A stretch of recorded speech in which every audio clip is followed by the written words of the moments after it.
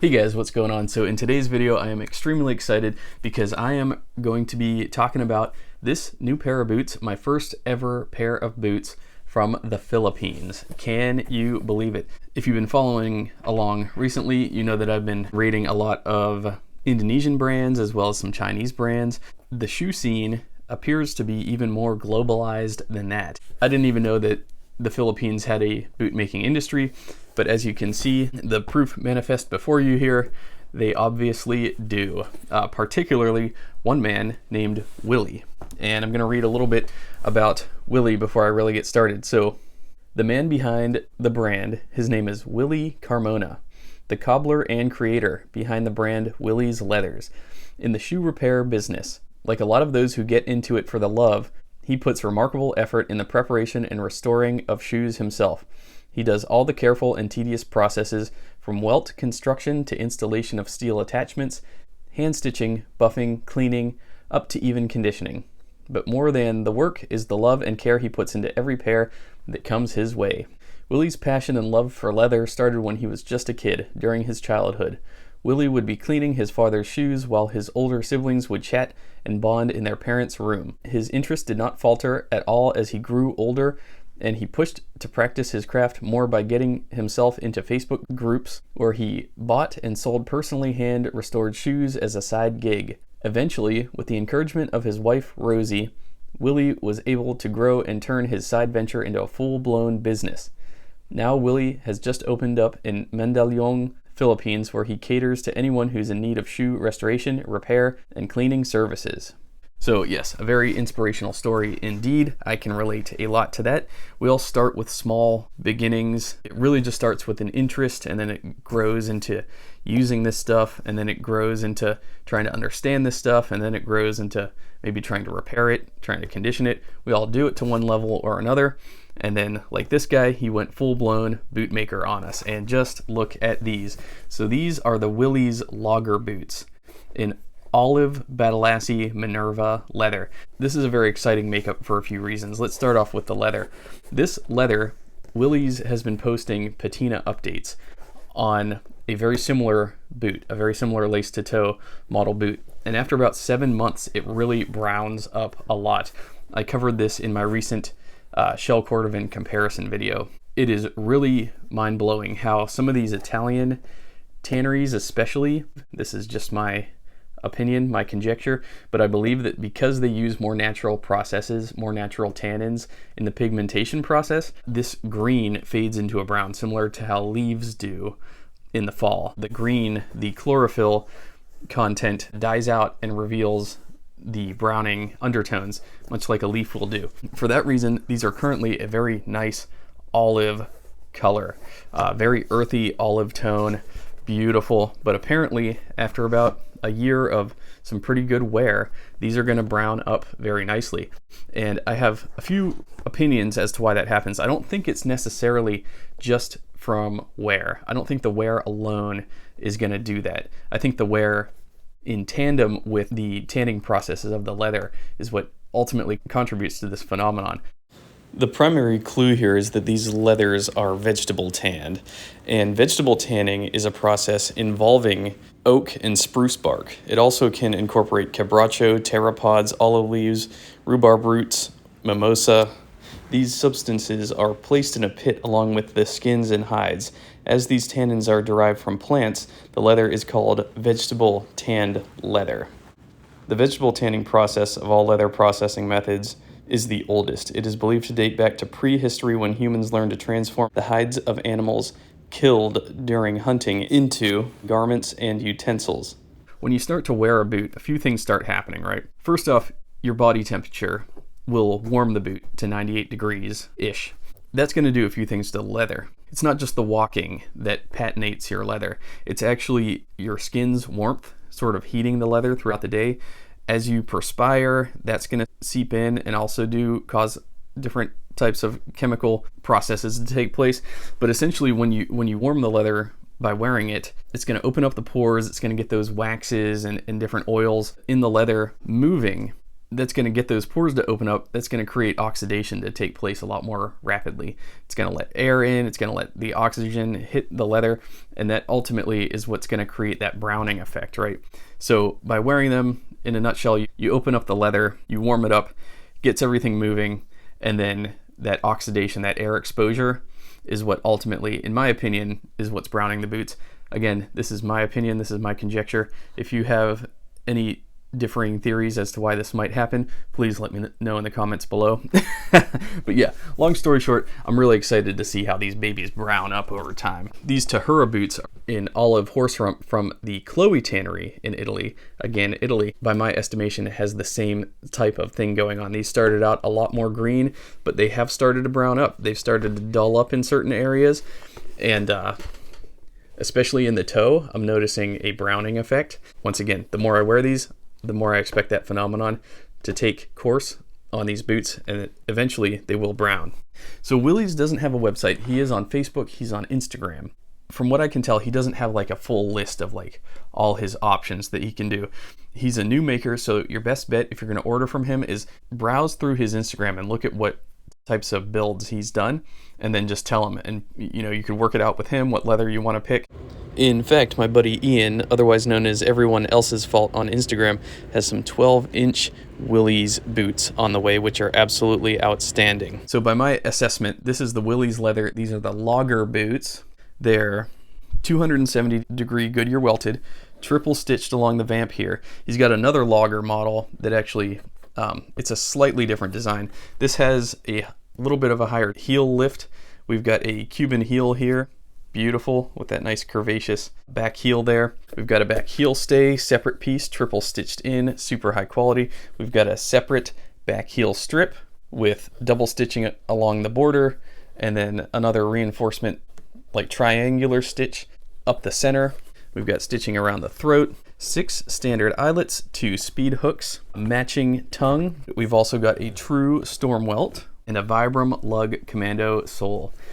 Absolutely amazing. Love these. Now I did get these secondhand, so I'm not sure of the original size, but they were a little big when I first threw them on, but I threw in some thick full grain vegetable tanned insoles from Wicket and Craig Tannery. These are 9 ounces, very thick stuff, very moisture wicking. You can find these on my website, dalesleatherworks.com. I offer a bunch of different sizes, I think 41 to like 46. I think the 43s fit in these the best. I've used 44s, I've used 46s in some of my boots, just depending on how big they are. I have the measurements, exact measurements listed on the website, so if you're in question, just make sure you measure the exact insole size that you need. That'll help you out there. So yeah, they're a perfect fit now. So the Badalassi Carlo Wax Oliva leather is a thick vegetable tanned Italian leather. It's semi-firm, wax finish, pull-up, Oliva colored. So Badalassi Carlo is a renowned tannery in Italy that has been producing high quality vegetable tan leather for the past 40 years. Their leather comes in a variety of beautiful shades and is suitable for use when creating leather items for daily use. Minerva has a natural grained appearance that is smooth to the touch. The leather is soft and supple. It is suitable for leather items that has a lot of movement, such as wallets or boots. The variations in colors are striking despite being a vegetable tan leather, and colors within the Minerva box series works well when paired with each other. Both of these builds are pretty similar, I have to say, though the tanneries are different. Again, Chloe versus Badalassi. Yeah, very similar build on both, but obviously the color difference is different, as well as the soles are different. They both have that nice curvaceous Cuban heel. The Cuban heels are a little different though. Yeah, you can see. The Willies is a little bit more subtle of a curvature, whereas the Tahuras are a pretty dramatic curvature back there. They both have the back heel stay, the back heel strip. We have Vibram Lug Commando sole versus Olive Dr. Sole here. The panels are pretty similar. The build is pretty similar overall. Very close. The eyelets here are a little closer. The eyelet facings are a little closer than on the Willies. The Tahuras look to be a half size smaller than the Willies. So that's why I needed to insert on the Willies. This is basically a lace-to-toe logger type style boot, similar to these. We've got raw edges along the throat and along the eyelets, whereas on the Tahuras, it's actually a roll top finished edge at the throat, whereas the eyelet facings are unfinished. But what else can I say about these? This is a tank of a boot. This is a killer ass military type boot. Can't wait to see how these age over time. I'm going to try to give these a lot of good loving. If you haven't already heard of Willies Leather, I will leave a link to his Instagram account in the comments below. Check him out. He's a super nice guy. I'll also leave a link to a YouTube video introducing him. He is a passionate man. He's an artisan. Obviously, it reflects in his work. So go check him out.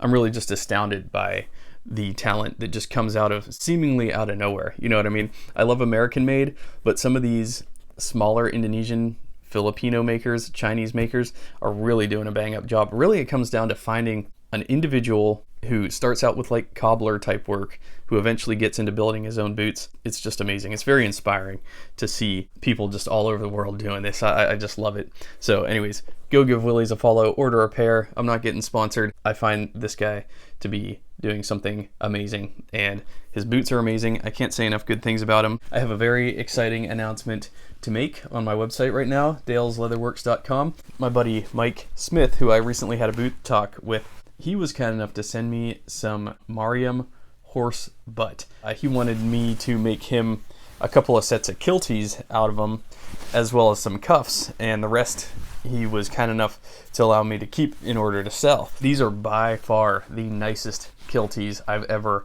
made. So this first set is in jungle green Maryam Horserump. This is a TPR coated Horserump.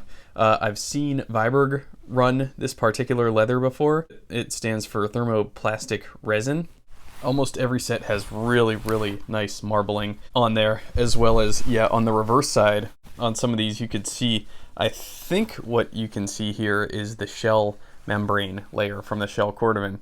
So not every reverse side is going to have it, but some sides will. I think the shell is going to be right here. It's very fibrous, very dense here. Same with on this set here, you see that marbling there. Whereas on this set, I don't think there's any shell. But regardless, it's all the same leather. It's all super duper nice. These are $50 a set because, again, these are the nicest kilties I've ever made. And the Maryam Horserump, though it is cheaper than shell, it is not cheap stuff. To source it, it was pretty expensive. So the Horserump TPR vegetable tan leather comes from the Maryam Tannery in Tuscany, Italy. The Maryam Tannery is heir to centuries-old experience and knowledge, and still performs with care and passion the slow process that takes rawhides to become leather, in total respect of nature. A process based on the use of natural tannins from the trees, new technologies, and the slow passage of time. The Horserump is cut from horse butts that don't have the size and other attributes to be selected for shell cordovan. This veg-tan Horserump leather is top grade. It is full grain with incredible denseness and a rich feel. In many of these hides you can see small areas of actual shell cordovan within the hide. It has a nice firmness with some slight suppleness. These horse butts have an aniline finish, showing off its natural grain and beauty, meaning it will patina. One of the unique aspects of this leather is the honeycomb pattern of the wrinkles you see in the hides. It is a signature of this horse butt, and it gives a special look to products made in it. And lastly, this leather has a TPR finish, which means thermoplastic resin, which is a resin finish to give the hide a stunning shell cordovan-esque finish. This leather is about as close as you can get to shell cordovan at roughly a third of the cost. And again, so we've got the jungle green, and then we also have the fire red. And this fire red is just insane. I think it's the same stuff as Ruggine Horserump, as you can see in these Trumans here, though it's not the identical color. The fire red has a little bit more of an orange look to it, a little bit more of an orange hue, whereas the Ruggine is a little bit more of a true red, maybe a little bit of salmon notes. They could be the same color though. It could just be a inconsistency from one hide to the next, as I see with some of my Seidel hides, as I see with some of my Horween hides. Not every side, even though it's technically the same color, they don't always come out consistently from one to the next. This fire red may very much be the same thing as Ruggine. Ruggine just means rust. And on the reverse side of this, you can also see bits of the shell membrane as well. It is just brilliant, absolutely phenomenal. The fire red doesn't have as crazy good of marbling, but still, I'm very impressed with this. For the green, I have 10 sets of the green for sale, and for the red, I have 8 sets of the red. So I did make cuffs out of both the fire red and the jungle green as well, both single and double cuffs. The hardware will vary from each to the next. I used nickel on some of them, I used polished brass on some of them. I really think they all look really good. And my move with these cuffs, I'm wearing the jungle green now, I combine the single with the double so I get a cool triple wrap. So that's what I rock, that's my move there. I love that. On the website, one set of Kilties is gonna be 50 bucks. I'll be doing some Christmas bundles as well, as in I'll be offering a discount for the single, the double, as well as the matching Kilties. We could do the full set for 80 bucks. The single cuff is $35, the double cuff is $45. So that's a $130 deal for 80 bucks. So that's a pretty good deal. So yeah, I'll be doing a Christmas set in each color, but yeah, I'll offer that for both the red and the jungle green. So 80 bucks total, you get the full set, double cuffs and the Kilties.